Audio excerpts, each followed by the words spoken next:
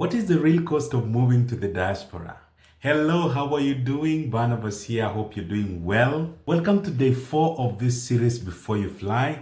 And in today's video, we are going to talk about the cost of moving to the diaspora. Our focus is going to be Australia because that's where I am. And we're going to talk about both financial and non-financial, because most of the time when people ask me how much will it cost me to move to Australia, they are thinking about finances. They're thinking about the cost of the air ticket, the cost of the visa, and so on. But I must tell you that the non-financial side is a huge cost. It's probably more expensive. But because you love the figures, let's do the figures first, all right? Please note that this is a rough estimate because the fees that you will incur throughout this process will depend on so many factors. The country where you come from, the kind of skill that you're going to come on, the kind of visa that you're going to come on, the exchange rate. And note that the fees also keep changing, but it won't change so much, all right? So this is a rough estimate. So if you're coming on skilled visa, you will need to do IELTS, academic IELTS, and a rough estimate of the fees is 450 Australian dollars. And then you'll also do a health check, which is about $300 depending on where you come from. Police clearance, maybe about $50. Skill assessment fees, which depends on the skill that you're being assessed on, and it can range from 550 Australian dollars to 1,500 depending on your skill. So let's take an estimate of maybe 550. And then visa application for permanent resident visa, which for the primary applicant is about 4,500, assuming you're coming alone, so that's 4,500. Air ticket about $1,000 depending on when you book the flight. Okay, so let's take $1,000. And then we also have other costs, like passports, things like that, other costs that, might vary. And if you also want to do your process through an agent, then you might pay about 4,000 Australian dollars. I mentioned yesterday that you need some money to settle. When you come to Australia, before you get a job, you might need some money to get your accommodation, to buy you a small car, to get your household items, and so on. Before you get a job, you need to eat and things like that. So let's say 10,000 Australian dollars. So if you add all this together, you might get something like 21,000 Australian dollars. Or if you don't want to use an agent, then it's about 17,000 Australian dollars. In Kenya shillings, that will be between 1.4 million to about 1.7 million. So that's the minimum amount that you should intend to use. You should plan to have before or during the process. So we are talking about between 17,000 Australian dollars to 21,000 Australian dollars. In Kenya shillings, that will be between 1.4 to about 1.7 million Kenya shillings. So this is the amount that you need to budget, all right? You need to have before you start the process, or you need to have during the process. Okay, that's all about the figures. On the non-financial side, you need a lot more. And I've put them into two main categories. Number one is emotional and family cost. And here we're talking about things like leaving your family behind. Can you imagine just moving and leaving your family behind? Especially if it's your nuclear family and you're going to live far away from them. You will not see them. You'll not be able to talk to them face to face every day. You'll not see them every day. The kind of emotional detachment that you're putting your family through, it is a huge cost. You won't be able to see your parents. You won't be able to talk to them on a daily basis. Even if it's on the phone, it's different. That detachment, that distance is really, really a huge cost. And many people don't think too much about it when they are planning to move to the diaspora. But I assure you that's a huge cost that you're going to pay. Number two is the cost of missing special events, special family events such as weddings, funerals, birthdays, and so on. It's a huge cost. People don't think too much about it, but it's a huge cost. I've known of people who have lost their siblings, their parents, and they couldn't come back to bury their loved ones. The only thing they could do is to follow the funeral service through YouTube Live or Zoom or things like that. It's really, really painful. I cannot imagine.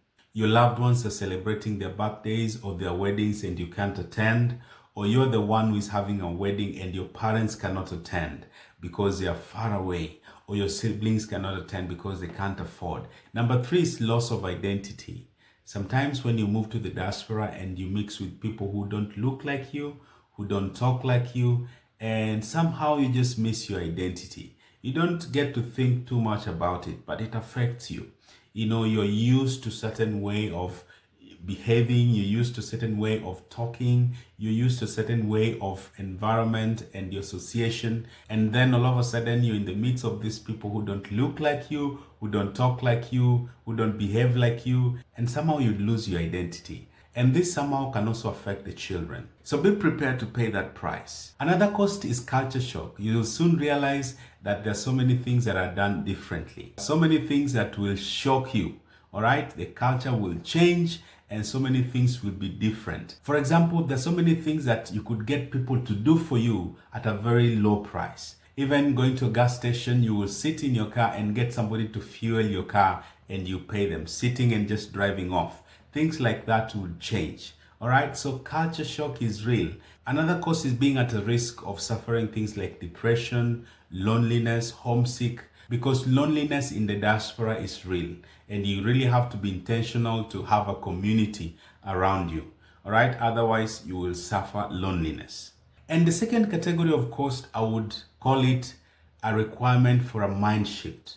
A requirement for a mind shift. Number one is relearning the system. You will have to learn so many things. For you to fit in the system, you'll have to learn so many things. For example, if it is driving, you will have to learn how to drive in a new environment. In some countries, you will even have to learn to change how to drive. If you are moving to the US and you're coming from places like Kenya, which is a British system, you will have to learn to drive on the right. If you're used to driving on chaotic environments or chaotic roads, then you'll have to learn how to drive, to compose yourself, to stop on the red lights, to be able to learn how to drive within the speed limit and things like that. Otherwise, you will pay a lot of tickets. You will pay a lot of tickets or fines. Parking places, you don't just park anywhere. All right, you will learn how to park on designated places, and if it's a paid parking, you'll have to pay for the parking. Otherwise, you will pay for fines. The next one is cost of humility. You will have to humble yourself and start afresh, regardless of the positions that you had in your country. You might have had a very good job, a very well-paying job. You're having benefits. Everything is done for you. But when you come to the diaspora, when you move to places like this, you humble yourself and you start afresh. You might be forced to take jobs that you didn't like, jobs that you didn't think you will do, just so that you can fit in the system and start afresh. Another cause is racism. I know many people don't want to talk about this, but racism can take different forms. Also, it depends on the country or places where you've settled. It might be different from the way it's happening in the US, in Canada, in the UK, in Australia, in Japan. It takes different forms. It might be obvious in some countries and some places, but it might also be quiet and systematic in other places. That's a fact. It is there and it might affect you. So you might as well learn and expect something like that so that you're not shocked. Another course is learning a new language. If you're moving to a country that is speaking a language you don't know, it's going to be a huge cost. You might not think about it before you move, but when you land there, you'll realize that it's a huge cost. For example, if I were to move to Germany or I were to move to France, then it's going to be difficult because you'll have to learn a new language. It's going to be very difficult for you to communicate. It might be easier for the kids because they learn quickly, but for you as an adult, you will have to learn, you will struggle to communicate, and that can be a very huge hindrance. Another thing is family and culture. If you're moving with your family, you will soon realize that the culture where you settle will affect the way you live. All right, the way they take family, the way they esteem family and things like that.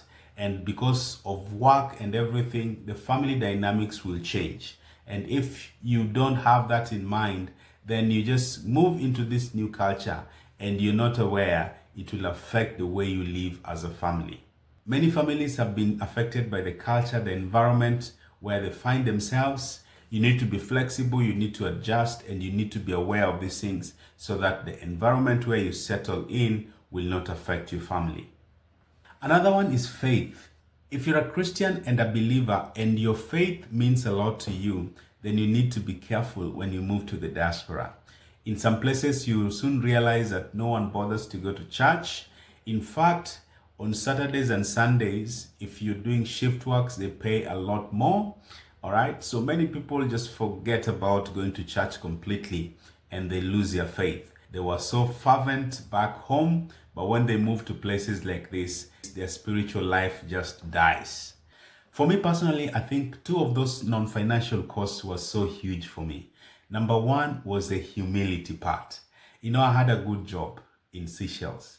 And when I moved here, I started afresh. I did some jobs that I didn't imagine I would do. All right. I had to humble myself to start afresh. So that was so huge. That was so trying. But it's a cost I had to pay. I did lots of different jobs. The second huge cost that we had to pay was not being able to go back to visit our family every year. It took us 5 years before we went back to visit. Can you imagine? 5 good years. We couldn't afford the air tickets back home. All right. So we had to wait for 5 years to go back to visit. That was huge. That was so huge. We were used to going back home every year when we were in Seychelles. But then we moved to Australia and then we had to wait for 5 good years to travel back. So if you're planning to move to the diaspora, you need to count all the cost. Financial and non-financial. In fact, as I said, non-financial costs are the most expensive ones. The second thing is you need to talk and discuss this cost in your family. Say that these are the things that we are likely to face. Are we able to face this? Are we able to overcome this? Please put in the comment section below which one of those costs that we've talked about is the one that worries you the most. The one that makes you rethink about your plan to moving to the diaspora. Which one is the one that worries you most? Please put in the comment section below. And if you're already in the diaspora, please tell us how you were able to overcome those challenges, how you were able to tackle those costs. Kindly subscribe to my YouTube channel, subscribe, turn the bell on so that you don't miss any part of this series. Also, please follow us on TikTok, Facebook, and other social media platforms. That's all I had for you today. See you tomorrow in the next episode. My name is Barnabas, the son of encouragement. Bye-bye and God bless you.